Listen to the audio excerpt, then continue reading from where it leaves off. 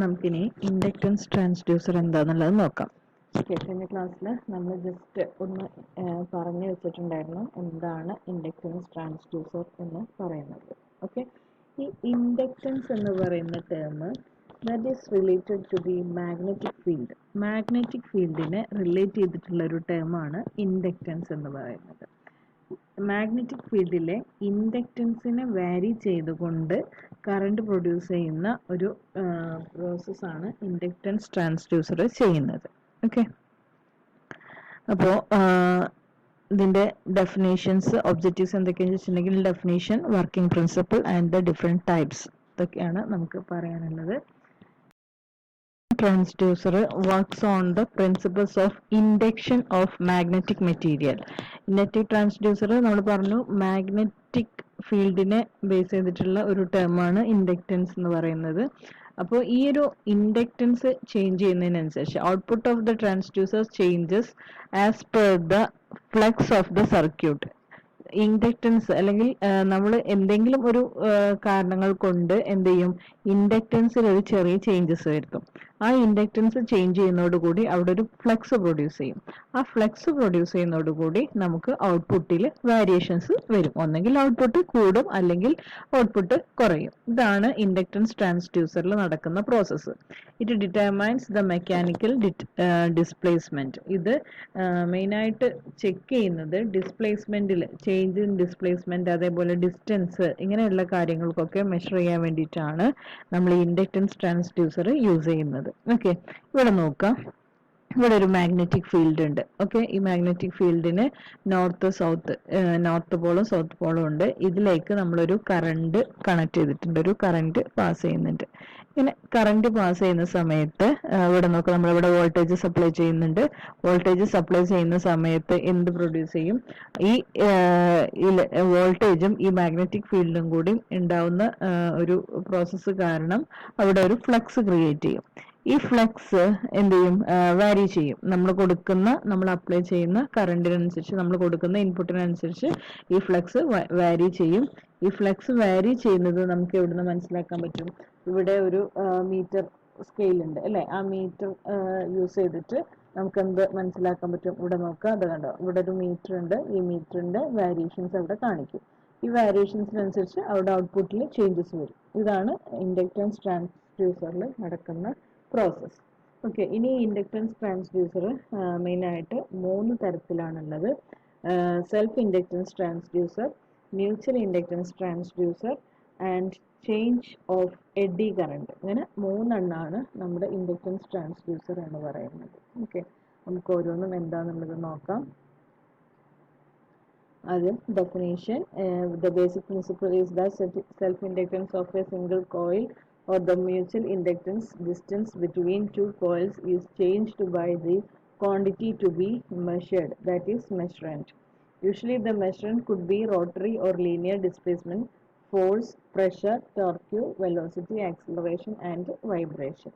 ഇതിന് മെയിൻ ആയിട്ടുള്ള എക്സാമ്പിൾസ് എന്ന് പറഞ്ഞിട്ടുണ്ടെങ്കിൽ ഡിസ്പ്ലേസ്മെന്റിൽ ചേഞ്ച് LVDT ആൻഡ് ഡിസ്റ്റൻസിൽ ചേഞ്ച് RVDT, റൊട്ടേറ്ററി എന്നുള്ള കേസിൽ RVDT. ഇങ്ങനെ 2 എണ്ണമാണ് നമ്മുടെ ഇൻഡക്റ്റൻസ് ട്രാൻസ്ഡ്യൂസർ. ഇനി അതിൻ്റെ വർക്കിംഗ് പ്രിൻസിപ്പിൾ എന്ന് പറഞ്ഞിട്ടുണ്ടെങ്കിൽ ഇവിടെ നോക്കുക, ഇതൊരു മാഗ്നറ്റിക് മെറ്റീരിയൽ ആണ്. നമ്മൾ നേരത്തെ കണ്ടതാണ്, ഇതൊരു മാഗ്നറ്റിക് മെറ്റീരിയൽ ആണ്. ഈ മാഗ്നറ്റിക് മെറ്റീരിയലിലേക്ക് നമ്മൾ എക്സൈറ്റർ യൂസ് ചെയ്തിട്ട് ഇലക്ട്രിസിറ്റി പാസ് ചെയ്യുന്നു. ഈ പാസ് ചെയ്യുന്ന ഇലക്ട്രിസിറ്റീനെ ബേസ് ചെയ്തിട്ട് ഇവിടെ ഒരു ഫ്ലക്സ് പ്രൊഡ്യൂസ് ചെയ്യുന്നു.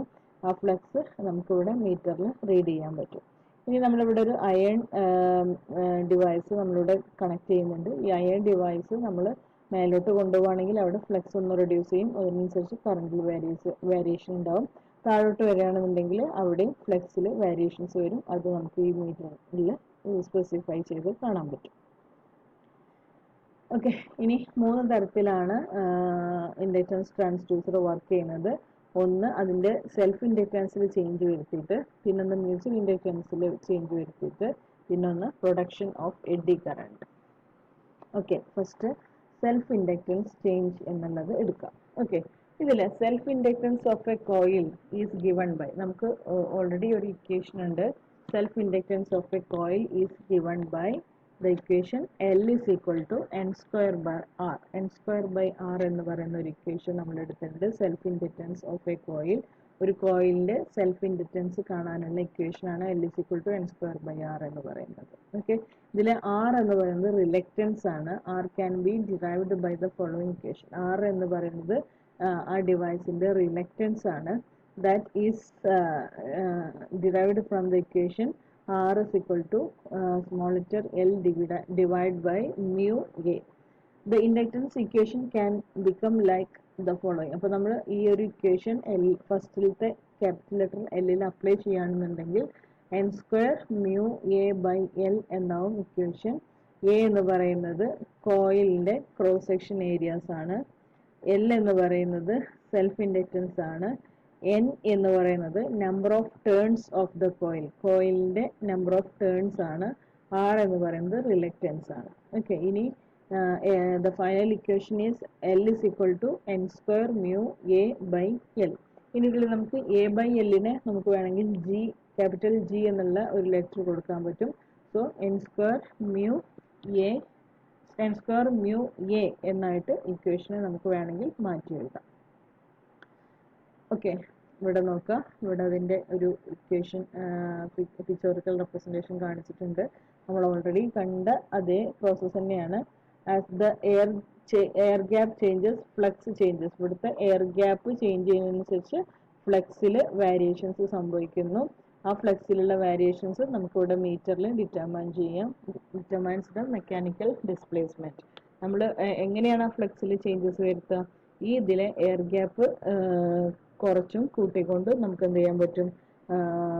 ചേഞ്ചസ് വരുത്താൻ പറ്റും. So the mechanical displacement is changed into electrical signal. ഇവിടെ നമ്മൾ കൊടുക്കുന്ന ഡിസ്പ്ലേസ്മെന്റ് മെക്കാനിക്കൽ ഡിസ്പ്ലേസ്മെന്റ് ആണ്. നമ്മളിവിടെ ട്രാൻസ്ഡ്യൂസർ എന്ന് പറഞ്ഞാൽ എന്താ? ഒന്നൊന്ന് വേറൊന്നിലേക്കുള്ള കൺവേർഷൻ ആണ്.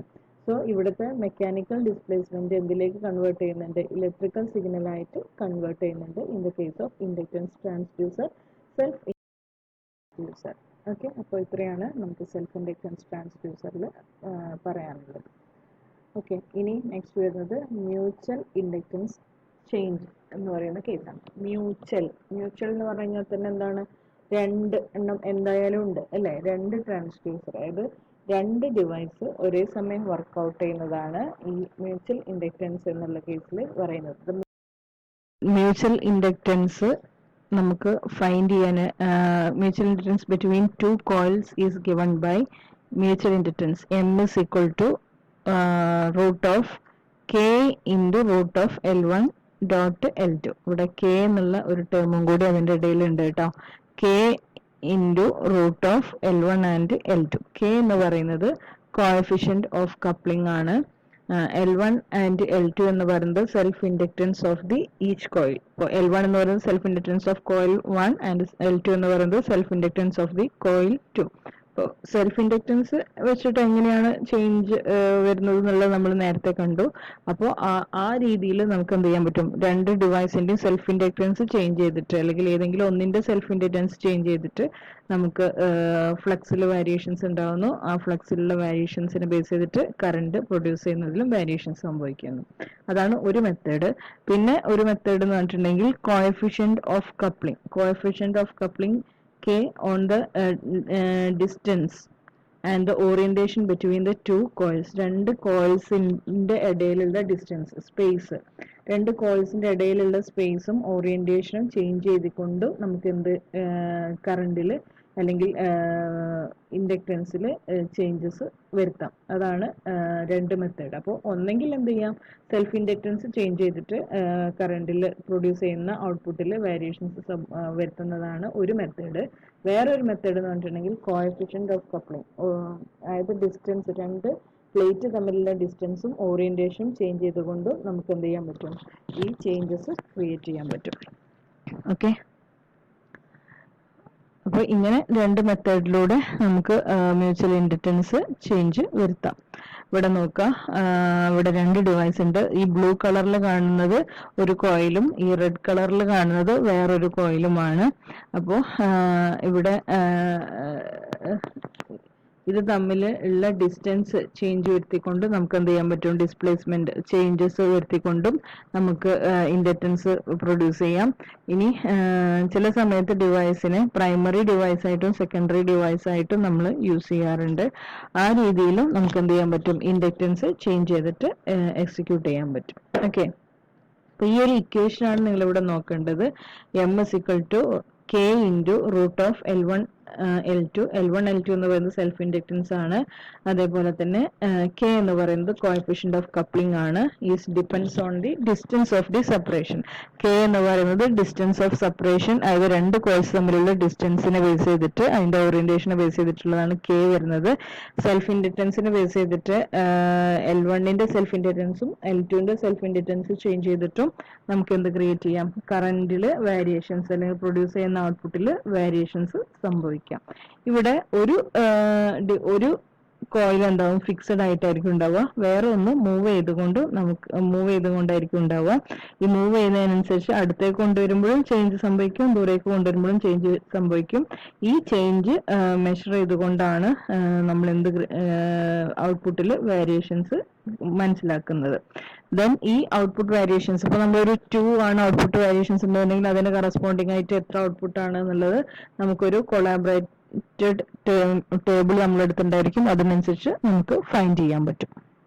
ഓക്കെ, ഇത്രയാണ് മ്യൂച്വൽ ഇൻഡക്റ്റൻസിന്റെ കേസിൽ പറയാനുള്ളത്. ഇതിന് മെയിനായിട്ട് യൂസ് ചെയ്യുന്ന മ്യൂച്വൽ ഇൻഡക്റ്റൻസ് ഡിവൈസ് എന്ന് പറയുന്നത് metal detector, distance measurement unit ഒക്കെ ആണ് ഇതിന്റെ മെയിൻ ആയിട്ടുള്ള അപ്ലിക്കേഷൻസ്. ഓക്കെ, ഇനി നെക്സ്റ്റ് വരുന്നതാണ് എഡ്ഡി കറണ്ട്. എഡ്ഡി കറണ്ട് എന്ന് പറഞ്ഞിട്ടുണ്ടെങ്കിൽ വെൻ ഒരു കോയിലിന്റെ അടുത്ത് ഒരു ചാർജ് പാസ് ചെയ്യുന്ന ഒരു കോയിലിന്റെ അടുത്ത് ഒരു ഓൾട്ടർനേറ്റീവ് ആയിട്ടുള്ള ഒരു plate, when A conducting plate is placed near A coil carrying alternative current, അതിന്റെ അടുത്ത് ഒരു ഓൾട്ടർനേറ്റീവ് പ്ലേറ്റ് നമ്മൾ കൊണ്ടുവന്ന് വെച്ചിട്ടുണ്ടെങ്കിൽ ആ പ്ലേറ്റിലേക്കും കൂടി എന്ത് കറണ്ട് പാസ് ചെയ്യും, ആ കറണ്ടിനെ പറയുന്ന പേരാണ് എഡ്ഡി കറണ്ട്. ഓക്കെ, ഒന്നുകൂടി പറയാം. ഒരു കറന്റ് പാസ് ചെയ്യുന്ന ഒരു ചാർജ് കണ്ടക്ടിങ് പ്ലേറ്റിന്റെ അടുത്ത് നമ്മൾ ഒരു ആൾട്ടർനേറ്റീവ് ആയിട്ടുള്ള ഒരു കോയിൽ അല്ലെങ്കിൽ ആൾട്ടർനേറ്റീവ് കോയിലിന്റെ അടുത്ത് ഒരു പ്ലേറ്റ് നമ്മൾ കൊണ്ടുവെക്കുകയാണെങ്കിൽ ആ പ്ലേറ്റിലേക്കും കൂടി ചാർജ് പ്രൊഡ്യൂസ് ചെയ്യും. അതായത് ആ പ്ലേറ്റിലേക്കും കൂടി, അതിലേക്ക് നമ്മൾ ഇൻപുട്ടോ ഔട്ട്പുട്ടോ ഒന്നും കൊടുത്തിട്ടില്ലെങ്കിൽ പോലും അതിന്റെ അടുത്ത് ഒരു പ്ലേറ്റ് നമ്മൾ കൊണ്ടുവെക്കുകയാണെങ്കിൽ, ചാർജ് ക്യാരിയിങ് പ്ലേറ്റ് കൊണ്ടുവന്ന് വെക്കുകയാണെങ്കിൽ അതിലേക്കും കൂടി അതിന്റെ ഔട്ട്പുട്ട്, അതിന്റെ ഒരു വേരിയേഷൻസ് ഈ പ്ലേറ്റിലേക്കും കൂടി വരും. ഈ രീതിയിൽ പ്രൊഡ്യൂസ് ചെയ്യുന്ന കറണ്ടിനെയാണ് നമ്മൾ എഡ്ഡി കറണ്ട് എന്ന് പറയുന്നത്. ഓക്കെ, ദെൻ അപ്പൊ ഇങ്ങനെ പ്രൊഡ്യൂസ് ചെയ്യുന്ന എഡ്ഡി കറണ്ടിനും അതിൻ്റെതായിട്ടുള്ള ഒരു ഫ്ലക്സ് ഉണ്ടായിരിക്കും. Its own flux which try to reduce the flux of the coil carrying the current.